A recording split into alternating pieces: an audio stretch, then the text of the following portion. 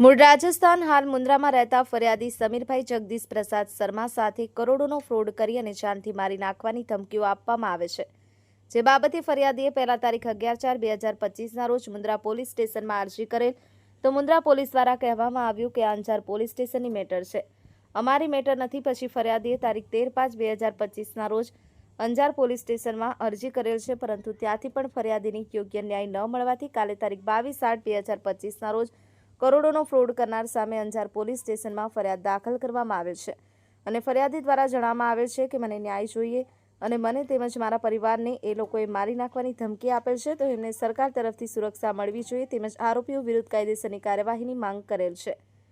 Bureau report, V news live, Ramesh Satyani. पिताजी का नाम जगदीश प्रसाद शर्मा। क्या हुआ है आपसे? मेरे साथ साहब 1 करोड़ 7 लाख के आसपास का फ्रॉड हुआ है। कैसे हुआ है? ये हम 3 पार्टनर थे, एक फर्म बनाई थी ट्रांसपोर्ट कंपनी। तो जैसे मेरा काम था मार्केट से काम लेके आना, और एक पार्टनर विक्रम करके था, वो पैसा लगाता था, गाड़ियाँ देता था, और जयपाल करके था, वो उसको ऑफिस संभालने के लिए पार्टनर रखा था। 3 हिस्सेदारी में हुई थी हमारी कंपनी रजिस्टर्ड। मेरा एक्चुअल में CHA का काम है, तो मैं उस ऑफिस को संभाल नहीं पाता था, तो उसको पार्टनरशिप में इसीलिए लिया कि भाई वो ऑफिस संभाल ले। अब उसने क्या किया जयपाल ने कि अपने भाई छाजूराम के साथ मिलके एक नई कंपनी और बना ली, प्रिंस लॉजिस्टिक के नाम से, प्रोप्राइटरशिप, और धीरे धीरे काम उसमें ट्रांसफ़र करने लग गया। JSL जो हमारी पार्टनरशिप फर्म थी, उससे भी पैसे ट्रांसफ़र करने लग गया प्रिंस में। यह बात विक्रम को पता चली, तो विक्रम बोला कि भैया मेरे को अलग होना है, ये इसमें गड़बड़ कर रहे हैं। तो ये फर्म हमारी बनी थी फरवरी 2021 में, करीब 1 साल 14 महीने के आसपास से कंपनी चली। फिर विक्रम बोला मेरे को अलग होना है, तो जुलाई 2022 में वो अपना हिस्सा लेकर के अलग हो गया। तो छाजूराम और जयपाल ने बोला कि आप अलग मत हो, हम दोनों फर्म एक ही है, प्रॉफिट दोनों को, तीनों को बराबर बराबर आएगा दोनों फर्मों से। तो विक्रम ने तो मना कर दिया कि भाई नहीं होना है, मेरा हिसाब अलग कर दो। तो 14 लाख तो वो प्रॉफिट का प्रिंस से JSL से लिया उसने, जो पार्टनरशिप फर्म थी उससे 14 लाख लिया, 2 लाख रुपये फिर उसको प्रिंस लॉजिस्टिक से दिया। ठीक है, उसमें भी उसको वो बोला कि कुछ और प्रॉफिट है वो बाद में मैं दे दूंगा, ऐसा करके उसने बोला था। तो मैंने भी बोला कि भैया कंपनी बंद कर दो, मेरे को भी नहीं रहना है साथ में, जब तुम लोग इतना फ्रॉड कर रहे हो। तो फिर उसने बोला कि नहीं अपन करेंगे, मिल के ही काम करना है। तो कंपनी को नहीं तो अपना क्या कि मार्केट में पैसा फंसा पड़ा है, वो सब डूब जाएगा, कंपनी चलानी पड़ेगी। तो वो ठीक है, तो कंटिन्यू फिर हम दोनों ने 50-50 की पार्टनरशिप बनाई, और उसमें ये हुआ कि भाई जो प्रोप्राइटरशिप है उसका भी प्रॉफिट मेरे को आधा आएगा, और पार्टनरशिप है उसका भी आधा आएगा। तो ये होकर के काम आगे चालू हुआ। अब मार्केट से पैसा निकाल करके उसको देना पड़ गया विक्रम को, 16-17 लाख रुपए देना पड़ गया, तो पैसे की कमी पड़ गई।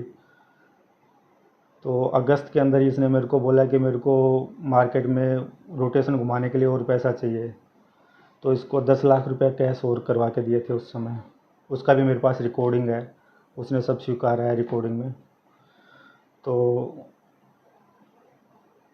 बाद में क्या हुआ कि 1 महीने बाद में मेरी थोड़ी तबीयत ख़राब हो गई, तो मैं राजस्थान चला गया।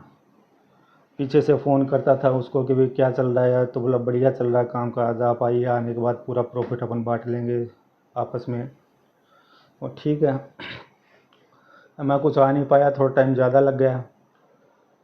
तो इस बीच में उसने क्या किया कि काफ़ी पैसे ट्रांसफ़र कर लिए, कुछ तो अपने पर्सनल अकाउंट में कर लिए। जयपाल ने करीब 30 लाख तो अपने खाते में कर लिए, और 7-8 लाख रुपए छाजूराम के खाते में कर लिए पार्टनरशिप फर्म से, और करीब 75 लाख के आसपास प्रिंस लॉजिस्टिक में कर लिए। अब मैं हिसाब मांगता हूँ तो हिसाब वो मेरे को दे नहीं रहा है, बोला आप आओगे तब हिसाब दे दूँगा, तबीयत सही हो जाएगी, आप आ जाना, मैं हिसाब दे दूँगा। वापस आया तो बोलता है कि भाई काफ़ी घुमाया मेरे को। रोज़ाना हिसाब के लिए आता तो जयपाल बोलता है कि बड़ा भाई गांव गया, वो आएगा तब हिसाब देगा। छाजूराम होता है तो बोलता है कि तेरा पार्टनर तो वो है, मैं थोड़ी पार्टनर हूँ, वो आएगा तो वो हिसाब देगा। तो मैं इनकी मंशा समझ गया कि अब इनके मन में पाप आ गया है, ये नहीं देने वाले हैं हिसाब। फिर आपने क्या किया इसी के विरुद्ध में कार्रवाई के लिए, कहाँ कहाँ पे अर्जी की? अर्जी तो पहले तो मैं कुछ गणमान्य लोगों के पास गया कि भाई कुछ हमारा बैठ के करवाओ हिसाब, उसके मन में ऐसा हो रखा है, सारी कहानी उनको बताई। तो एक दो जगह मीटिंग भी हुई, हमारे विजय भाई शर्मा है बद्री विशाल वाले, तो वहाँ पे भी मीटिंग हुई। वो जब भी कोई हिसाब होता तो एक पुलिस वाला कोई है, नाम मैं नहीं जानता, वो हर जगह उसी को लेके आता। और वहाँ पे बाद में मीटिंग होती तो बोलता मैं हिसाब कर दूंगा, दे दूंगा, कोई दिक्कत नहीं है। अब मैं फ़ोन करता तो मेरे को धाक धमकी देता है कि यहाँ आ गया तो तेरी टांगे तुड़वा दूंगा। एक दो बार मैं गया तो गाड़ी नीचे लेके गया तो जान से मारने की धमकी भी दी। तो तेरे बीवी बच्चों को उठवा लूँगा, फ़ोन पे बोला तेरी बीवी को उठा लूँगा, बच्चों को उठा लूँगा। वो रिकॉर्डिंग भी मेरे पास है, सारे प्रूफ हैं। तो मतलब कुछ हुआ नहीं। फिर मैंने पुलिस में भी कंप्लेन उस समय तो की नहीं कि भाई चलो कोई सेटलमेंट हो जाए, कोई गणमान्य लोगों के साथ कोई बात हो के हो जाए। फिर मैंने 11 अप्रैल 2025 में मुंद्रा थाने में कंप्लेन दी कि भई ऐसे ऐसे मेरे को धमकियाँ दे रहा है, जान से मारने की, बच्चों को उठा लूँगा, हिसाब नहीं दे रहा है। तो पुलिस ने अभी तक, मुंद्रा वालों ने कुछ कार्रवाई नहीं की, 2-3 महीना मेरे को घुमाया। क्या बोला ये मुंद्रा वाला? मुंद्रा वाला बोल रहा है कि ये अंजार का केस है, आपका बैंक अकाउंट अंजार में खुला तो आप वहाँ पे जाओ। लेकिन धमकियाँ जो दे रहा है वो तो यहाँ का है, तो उसके ऊपर भी उन्होंने कोई एक्शन नहीं लिया। फिर मैं अंजार गया, 13/5/2025 को अंजार में रजिस्टर्ड करवाई, मेरी फरियाद दी, तो उन्होंने भी कुछ काफ़ी टाइम लगा दिए, कुछ एक्शन नहीं लिया। और अब जा कर के कल उन्होंने एफआईआर ली है।